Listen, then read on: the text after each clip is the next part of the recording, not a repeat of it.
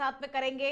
उमरिया के Bandhavgarh tiger reserve के पतौर परिक्षेत्र में एक बाघ की मौत हो गई और बाघ का शव कुशमाहा बीट के एक खेत में मिला, जिसकी उम्र लगभग 2 वर्ष बताई जा रही है। जानकारी के अनुसार बाघ पिछले 2 दिनों से बीमार था और पार्क प्रबंधन उसकी लगातार निगरानी कर रहा था। शव को सुरक्षित रख लिया गया है और कल पोस्टमार्टम किया जाएगा ताकि मौत के असली कारणों का पता चल सके। घटना से वन विभाग में चिंता और भी ज्यादा बढ़ गई है और जांच पड़ताल फिलहाल इस मामले को लेकर की जा रही है। कारणों का पता लगाने की कोशिश की जा रही है कि आखिर क्या कुछ कारण रहे, किन कारणों की वजह से बाघ की मौत हुई है। पतौर परिक्षेत्र में के खेत में बाघ का शव मिला। बताया यह जा रहा है कि 2 दिनों से ये बाघ बीमार चल रहा था। निगरानी के बाद में मौत की ही खबर मिली, लेकिन अभी कारण जो है वो स्पष्ट नहीं हो पाए हैं कि आखिर क्या कुछ बीमारी थी, किस बीमारी की वजह से इस बाघ की मौत हो गई है।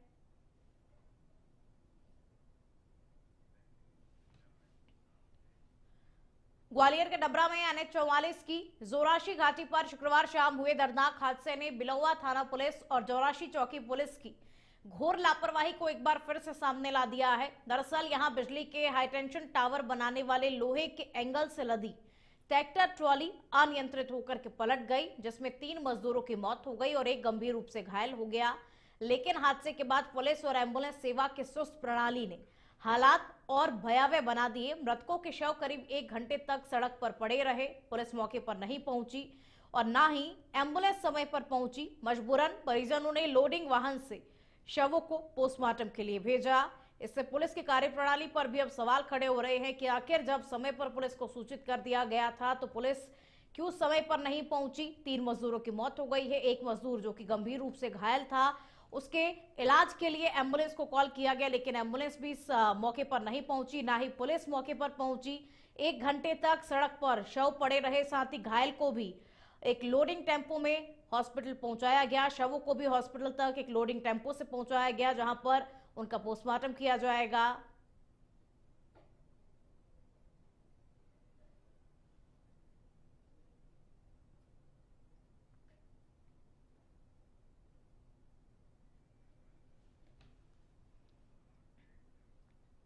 खरगोन के भगवानपुरा क्षेत्र के ग्राम भगियापुर में रोटवेटर में फंसने से 21 वर्षीय प्रवीण टेमरे की दर्दनाक मौत हो गई। बताया गया कि ट्रैक्टर चालक ने मृतक को रात में खेत पर बुलाया, जहां यह हादसा हो गया। चालक ने घटना की सूचना सीधे परिवार को देने के बजाय पहले 2 अन्य व्यक्तियों को दी, जिससे परिजन देर से मौके पर पहुंचे। ग्रामीणों का आरोप है कि समय पर जानकारी न देना और पुलिस द्वारा उचित कार्रवाई न करना एक बड़ी लापरवाही है। नाराज ग्रामीणों ने शव सड़क पर रख करके चक्का जाम कर दिया। ट्रैक्टर चालक की गिरफ्तारी की मांग पर भी अड़े रहे।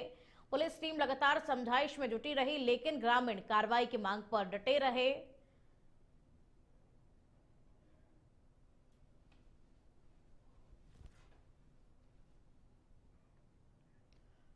उमरिया में पुलिस पर हमला और लूट की वारदात में शामिल कुख्यात बदमाश करिया लोनी को पुलिस ने घनवही के जंगलों से गिरफ्तार कर लिया है। जानकारी के मुताबिक पुलिस ने गिरफ्तारी के लिए रणनीति बनाकर के जाल बिछाया, लेकिन जैसे ही करिया लोनी को पकड़ने की कोशिश हुई, उसने कट्टे से फायरिंग कर दी। इस दौरान एक पुलिसकर्मी घायल हो गया और वहीं जवाबी कार्रवाई में पुलिस बदमाश भी घायल हुआ है।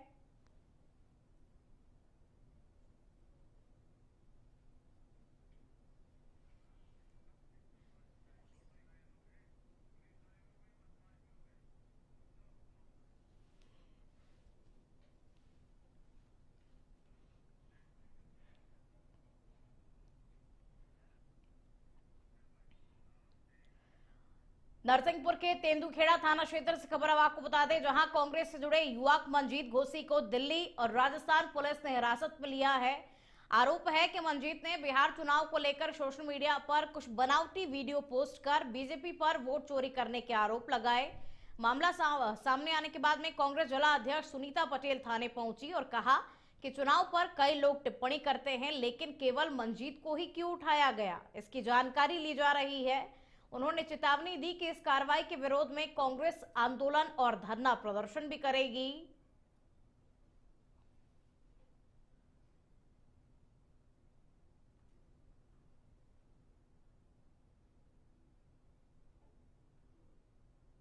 दिल्ली पुलिस द्वारा एक संबंधित अपराध में एक एफआईआर दर्ज करी गई थी। उस सिलसिले में यहाँ पे एक अरेस्ट करी गई है। तो दिल्ली पुलिस की टीम एवं राजस्थान पुलिस की भी टीम आई थी, तो 2 अपराध कायम हुए। उस अपराध के सिलसिले में पूछताछ हेतु दिल्ली पुलिस अरेस्ट करके विधिवत तरीके से जो संबंधित व्यक्ति हैं उनको ले गई है।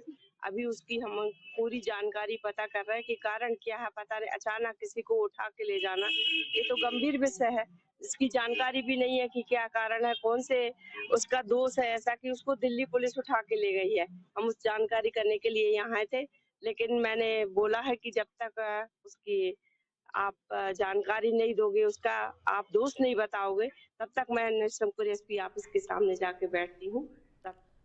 मकसूदनगढ़ में 108 एम्बुलेंस सेवा की लापरवाही का गंभीर मामला सामने आया, जहां जंगल में लकड़ियां लेने गई मूलिया बाई पर जंगली सुअर ने हमला कर दिया और वो गंभीर रूप से घायल हो गई। परिवार के लोगों ने कई बार 108 एम्बुलेंस को फोन किया, लेकिन कोई मदद नहीं मिली। मजबूर होकर परिजन घायल महिला को खटिया पर डाल करके मकसूदनगढ़ सरकारी अस्पताल तक ले गए, जहां प्राथमिक उपचार के बाद उन्हें गुना रेफर कर दिया गया। कई घंटे बीतने के बाद भी एम्बुलेंस ना पहुंचना सिस्टम पर सवाल खड़े करता है कि आखिर समय पर एम्बुलेंस क्यों नहीं पहुंची।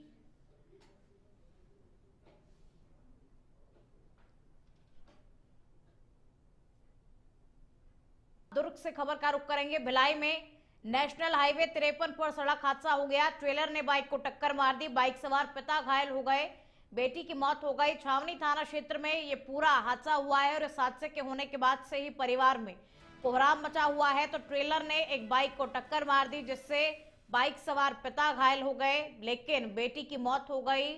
छावनी थाना क्षेत्र में ये पूरा हादसा हुआ है, जहां ट्रेलर ने बाइक को टक्कर मारी, जिसकी वजह से ये भयावह हादसा हुआ।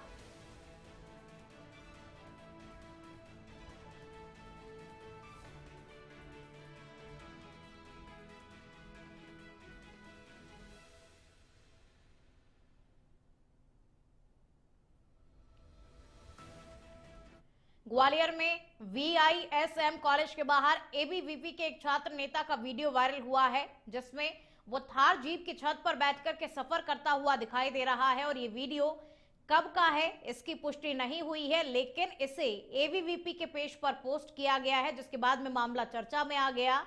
वीडियो वायरल होने पर पुलिस ने इसे गंभीरता से लेते हुए कहा है कि छात्र नेता के खिलाफ यातायात नियमों के उल्लंघन की धाराओं में मुकदमा दर्ज किया जाएगा। पुलिस ने साफ किया कि पहले भी वाहनों पर स्टंट करने के कई मामले सामने आए हैं और ऐसे लोगों पर अब भारी भरकम चालान व सख्त कार्रवाई की जाएगी। हाँ जी, अभी ऐसा ज्ञात हुआ है कि एक ऐसा गाड़ी गाड़ी में कुछ लड़के उसमें ऊपर सनरूफ खोलकर या दरवाजे पे लटके हुए देख रहे हैं। उसमें हम लोग उसको वीडियो को दिखवा रहे हैं कहाँ का वीडियो है और उसकी जांच करा के। दुर्ग जिले में BPL राशन कार्ड वितरण में बड़े पैमाने पर गड़बड़ी सामने आई है। खाद्य विभाग की जांच में 1,11,262 संदिग्ध कार्डधारी पकड़े गए हैं, जिनमें 6,339 आयकर दाता, 71 GST कारोबारी और 69,446 1 हेक्टेयर से अधिक जमीन वाले किसान शामिल हैं। और अब तक कार्डों का सत्यापन जो है वो पूरा हो चुका है, जबकि 71,764 कार्डों की जांच पड़ताल जारी है। और ये खुलासा आधार, पैन लिंकिंग, PM किसान पोर्टल और eKYC डेटा के क्रॉस चेक से हुआ, जिनकी आय 6 लाख से अधिक, 25 लाख रुपए से अधिक कारोबार या 1 हेक्टेयर से ज्यादा कृषि भूमि है, वो BPL श्रेणी के पात्र नहीं है। के द्वारा हमको संदिग्ध राशन कार्डों की सूची मिली थी, जिसकी संख्या लगभग दुर्ग जिले में 1,12,000 के आसपास थी। इसमें से कुछ राशन कार्ड ऐसे थे जो डुप्लीकेट राशन कार्ड थे, जिनके आधार डुप्लीकेट थे। कुछ ऐसे थे कि जो 6 महीने से जिनने उठाव नहीं किया, 12 महीनों से उठाव नहीं किया। इसके अलावा जिनकी 6 लाख से अधिक की वार्षिक आय थी, जिन्होंने इनकम टैक्स पे आ रहे थे। तो ऐसे सारे राशन कार्ड के हितग्राहियों की हमने सूची निकाली। इनका डोर टू डोर वेरिफिकेशन कराया जा रहा है। लगभग 40,000 संदिग्ध राशन कार्ड के सदस्यों का वेरिफिकेशन का कार्य पूरा हो चुका है और जैसे समय समय पर निर्देश मिलते रहेंगे। उमरिया में बिरासिनी देवी पेट्रोल पंप की लूट के मुख्य आरोपी मनीष उर्फ करिया लोनी की पुलिस से मुठभेड़ हुई, जिसमें आरोपी ने पुलिस पर फायरिंग की और आरक्षक भोलू सिंह के पैर में गोली लग गई। आरोपी 2 दिन से पुलिस की लगातार तलाश में था और धनवाही के जंगल में छुपा हुआ था। शुक्रवार सुबह फूलमाता मंदिर के पास पुलिस ने उसे घेरा। मुठभेड़ में आरोपी की मोटरसाइकिल पेड़ से टकरा करके गिर गई और जवाबी कार्रवाई में पुलिस ने उसे पैर में गोली मार करके गिरफ्तार किया। पुलिस अधीक्षक विजय भगवानी ने घटनास्थल का निरीक्षण किया। आरोपी पर 10,000 रुपए का इनाम घोषित था, जबकि उसके 2 अन्य साथी अभी भी फरार हैं और पुलिस उनकी तलाश कर रही है। वीरसिनी देवी पेट्रोल पंप पे लूट की वारदात हुई थी। वहीं पर आप लोगों की जानकारी में है कि हमारा एक कांस्टेबल जो ड्यूटी करके लौट रहा था, उसके ऊपर भी उन्हीं बदमाशों ने प्राणघातक हमला कर दिया था। बदमाशों का एक गैंग है जिसमें करिया, लोनी और उसके बाकी 2 और साथी थे। तो इसके बाद इन लोगों ने इस स्थान पे 2 वारदातें करने के बाद एक वारदात लगभग 3 किलोमीटर दूर एक हार्वेस्टर वाले के साथ भी मारपीट करके उससे